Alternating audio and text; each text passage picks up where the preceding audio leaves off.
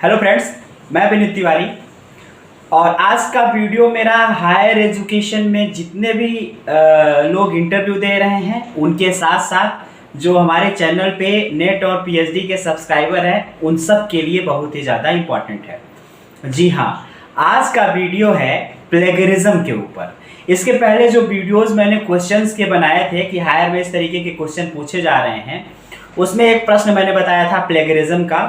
तो प्लेगरिज्म एक ऐसा कॉन्सेप्ट है जो वर्तमान में हायर वालों के लिए भी इम्पॉर्टेंट है, जो लोग जॉब में आ चुके हैं उनके लिए भी इम्पॉर्टेंट है, और नेट पीएचडी से जुड़े हुए लोग हैं जो पीएचडी आगे करेंगे उनके लिए भी इम्पॉर्टेंट है। हायर के हमारे सभी मित्र पेपर पब्लिश कराएंगे, उनके लिए ज़रूरी है कि प्लेगरिज्म को समझें कि प्लेगरिज्म है क्या। पीएचडी जो लोग कर रहे हैं वो पीएचडी में किस तरीके से उनको लिखना है कि प्लेगरिज्म कम आए, क्योंकि भारतीय जितने भी विश्वविद्यालय हैं वहाँ पे पीएचडी सबमिट करने के पहले प्लेगरिज्म चेक किया जाता है। तो प्लेगरिज्म क्या है और प्लेगरिज्म से बचने का क्या तरीका है, इस सब के बारे में इस वीडियो में मैं बात करूँगा। तो जो मैंने क्वेश्चंस बताए थे उसमें कुछ लोगों ने बोला था कि इनके आंसर्स भी बताया जाए, तो 2-3 आंसर्स मैंने, जैसे ऑफलाइन ऑनलाइन टीचिंग, उसके बाद मैंने दूसरे वीडियो में बात किया था मूक और स्पूक के बारे में, एक वीडियो में मैंने बात किया था ब्लेंडेड और फ्लिप्ड लर्निंग के बारे में। इस वीडियो में मैं बात करूंगा प्लेगरिज्म के बारे में। तो प्लेगरिज्म क्या है से लेके इससे बचने के क्या तरीके होते हैं, आपको पेपर लिखना है, आपको कोई मैटर कहीं से उठाना है, आपको पीएचडी थीसिस लिखनी है या कोई भी कार्य करना है, उसमें क्या चीज़ें आपको करनी चाहिए कि आपको प्लेगरिज्म से आप बच सकें। इसके लिए आपको प्लेगरिज्म को समझना ज़रूरी है और उसके बाद यह भी समझना ज़रूरी है कि प्लेगरिज्म होता क्या है। तो इन्हीं शब्दों के साथ मैं आपको अपने स्क्रीन पे ले चलता हूँ। यहाँ पे मेरे पास कुछ मैटर है, उस मैटर के आधार पे आपको मैं बताऊंगा कि प्लेगरिज्म है क्या और इससे बच कैसे चल सकते हैं। तो फ्रेंड्स, आप लोग देख पा रहे होंगे कि मैंने कुछ इसमें कंटेंट इकट्ठा किया है जिसके बारे में जिससे रिलेट करके चीज़ों को मैं समझाने का प्रयास करूंगा। यह बहुत इंपॉर्टेंट है, इससे पीछा आपका छूटने वाला नहीं है, और ये अगर आप एक बार समझ लेते हैं तो आपको आगे बहुत आसानी होगी। जो लोग हायर एजुकेशन में जाना चाहते हैं, जा रहे हैं, उन्हें तो बिल्कुल ही समझना चाहिए। बाकी लोगों के लिए भी इम्पॉर्टेंट है लेकिन हायर वालों के लिए तो बहुत ही इम्पॉर्टेंट है। तो चलिए शुरू करते हैं। जैसा कि यहाँ लिखा हुआ है, आप देख पा रहे होंगे, the word plagiarism has been derived from the Latin word. जब हायर के इंटरव्यू आपसे पूछा जाएगा तो आप क्या बताएंगे? प्लेगरिज्म वर्ड जो है लैटिन वर्ड प्लेजियारे से निकला है, जिसका मतलब होता है टू किडनैप और एब्डक्ट। प्लेगरिज्म वर्ड जो है वो लैटिन वर्ड प्लेजियारे से बना है, जिसका अर्थ होता है टू किडनैप। इतना आप बता सकते हैं, काफ़ी है। आगे के स्लाइड में हम लोग चलते हैं। देखिए अब दूसरा क्या लिखा है, प्लेजराइज। प्लेजराइज का मतलब होता है स्टीलिंग आइडियाज और वर्ड्स ऑफ अनदर पर्सन। किसी व्यक्ति के आइडियाज को और उसके शब्दों को अपना बताते हुए यूज करना बिना किसी साइटेशन के। प्लेजराइज का क्या अर्थ है? किसी दूसरे व्यक्ति के आइडियाज़ को, उसके वर्ड को या उसके किसी भी कार्य को अपना बताकर यूज कर लेना और उसे प्रॉपर साइटेशन ना देना, उसे प्रॉपर संदर्भ ना देना, प्लेगराइज करना कहलाता है। तीसरे स्लाइड में चलते हैं। Plagiarism is primarily an ethical issue. यह एक इथिकल इशू है, नैतिक, क्योंकि यह चोरी कर रहे हैं आप, बिना किसी से पूछे उसके मैटर को लेना। जिस तरीके से किसी के घर में हम लोग जाते हैं और उससे बिना पूछे कोई चीज़ उठा लेते हैं तो वह नैतिक रूप से गलत है। उसी तरीके से किसी व्यक्ति के कार्य को, उसके वर्ड को, उसके आइडियाज़ को, उसकी खोज को, उसके पेटेंट को, उसके वीडियो को, उसके ऑडियो को, उसके एनिमेशन को, मतलब कोई भी चीज़ अपने आइडिया के बेस पे किसी ने क्रिएट की है और उसकी चीज़ को आप उठा लेते हैं तो वह क्या है? चोरी है। तो एक तरीके से यह क्या है? इथिकल इशू है। And often confused with copyright.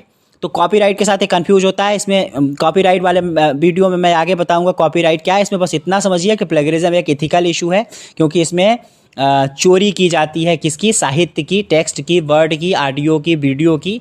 इसलिए यह एक नैतिक इशू है। अगले स्लाइड में चलते हैं। यहाँ पे देखिए, plagiarism are not limited to book. केवल यह बुक्स तक संबंधित नहीं है। यह आर्टिकल से रिलेटेड भी है, बुक या आर्टिकल से रिलेटेड तक ही संभव नहीं है तक। यह प्लेगरिज्म जो है वह सिर्फ लिमिटेड नहीं है बुक्स और आर्टिकल तक, बल्कि यह इंक्लूड करता है क्या, म्यूजिक को इंक्लूड करेगा, लेक्चर, वेबसाइट और अन्य material in all media and formats, जैसे वीडियो, ऑडियो, एनिमेशन, टेक्स्ट, जो भी चीज़ें हैं। केवल बुक और आर्टिकल तक ही प्लेगरिज्म नहीं है। आप किसी का म्यूजिक को कॉपी कर लेते हैं, म्यूजिक को कॉपी करने पर भी कॉपीराइट आता है, वीडियो को कॉपी कर रहे हैं उस पर भी कॉपीराइट आता है, वेबसाइट को कॉपी कर रहे हैं उससे भी कॉपीराइट आता है, एनिमेशन को कॉपी करेंगे उससे भी कॉपीराइट आता है। तो जितनी भी चीज़ें ये भी हैं वह भी प्लेगरिज्म में सम्मिलित हैं।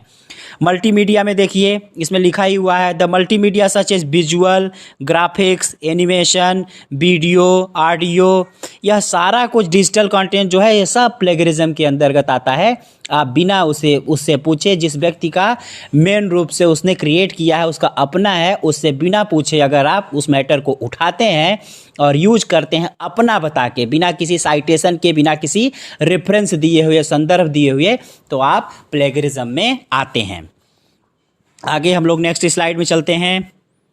अब देखिए आप इससे बचते कैसे हैं। बहुत ही बढ़िया एक डायग्राम मैं ढूंढ के लाया हूं, और इससे अगर आप लोग इसको ध्यान देंगे तो आसानी से समझ जाएंगे और आपको फ्यूचर में कोई दिक्कत नहीं आएगी प्लेगरिज्म से बचने में। देखिए क्या लिख रहा है, have you used your own word, क्या आपने अपने शब्दों को यूज किया? अगर आप कहते हैं यस, तो इसमें दूसरा प्रश्न उठ जाता है, it is your idea, paraphrased, summarised, क्या आपका यह आइडिया खुद का आइडिया है? तो अगर यस तो आप क्या है, यू आर नॉट प्लेगराइजिंग, आपका अपना आइडिया है। अगर आपने अपने शब्द यूज किए हैं और आपका आइडिया है, आपने खुद समराइज किया है, पैराफ्रेज्ड किया है, अगर यस तो आप प्लेगरिज्म नहीं कर रहे हैं। इफ यस, इफ नो, यहाँ देख रहे हैं, अगर नो यू आर प्लेगराइजिंग। तो इसका हल क्या है? अगर आपने प्लेगराइज कर लिया, अपने आइडियाज़ को पैराफ्रेज्ड और समराइज आपने नहीं किया है, तो आप प्लेगराइज कर रहे हैं। और इससे बचने का क्या तरीका है? एड साइटेशन एंड बिब्लियोग्राफी, आप उसका प्रॉपर संदर्भ दे देंगे तो आप प्लेगरिज्म नहीं करेंगे। फिर इधर देखिए, इधर अब देखिए क्या है, have you used your own word, क्या आपने अपने शब्दों को यूज किया है? नो, मैंने यूज नहीं किया है। तो दूसरा प्रश्न क्या है, देखिए, have you put it in quotation mark, क्या आपने उसको कोटेशन मार्क में पुट किया है? इफ यस, अगर आपने कोटेशन मार्क में पुट किया, कोटेशन मार्क का क्या मतलब होता है, ऐसे जो इसमें लिखते हैं, इन्वर्टेड कामा में लिखते हैं, इन्वर्टेड कामा में। देखिए प्रश्न क्या है कि आपने अपने शब्दों को यूज किया है, तो आपने कहा नहीं, हमने नहीं यूज किया है। तो दूसरा प्रश्न है, अगर आपने नहीं यूज किया है तो क्या आपने उसको कोटेशन मार्क में यूज किया है, मतलब इन्वर्टेड कामा में यूज किया है? आपने कहा यस, तो अगर यस किया तो आपने प्लेगरिज्म नहीं किया। और अगर आप कहते हैं कि नहीं, हमने कोटेशन में यूज नहीं किया, तो आप प्लेगरिज्म कर रहे हैं। तो क्या करिए फिर उससे बचने के लिए? कोट करिए, यहाँ देखिए लिखा है कोट करिए। तो कोट कैसे करेंगे? साइटेशन ऐड करिए और बिब्लियोग्राफी को ऐड करिए। तो ये है, इसे आप बैक जाके भी देख सकते हैं। प्लेगरिज्म से बचने का उपाय है ये। किसका उपाय है? बचने का उपाय। अगर आप इसे देख लेते हैं, सभी हमारे हायर के मित्र जो पीएचडी कर रहे हैं और जो आगे पेपर लिखेंगे, खुद से प्रश्न ये करें। इतने सारे हैं, आप देख पा रहे होंगे, साफ कर दिया मैंने इसको। इसमें सारे प्रश्न हैं, इसको आप स्क्रीनशॉट ले सकते हैं और ये देख सकते हैं कि अगर आप ये करते हैं तो प्लेगरिज्म नहीं होगा, और अगर आप ये नहीं करते हैं तो आप प्लेगरिज्म में फ्यूचर में फंसेंगे। तो प्लेगरिज्म एक महत्वपूर्ण इशू है। ऐसा न करने से थीसिस रिजेक्ट हो जाती है। तो इसमें प्लेगरिज्म है क्या और इससे बचा कैसे जा सकता है, इन दोनों के ऊपर हमने बातें बताई हैं। इसी तरीके के इम्पॉर्टेंट वीडियो पाने के लिए चैनल को सब्सक्राइब करिए, लाइक करिए।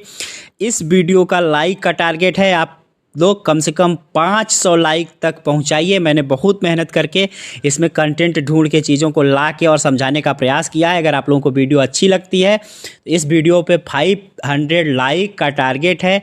प्लीज़ आप लोग इसको पूरा करें। इन्हीं शब्दों के साथ थैंक यू। नेक्स्ट वीडियो में मिलते हैं। नेक्स्ट वीडियो में बात करेंगे इंटेलेक्चुअल प्रॉपर्टी राइट के ऊपर। इस वीडियो में इतना ही। Thank you.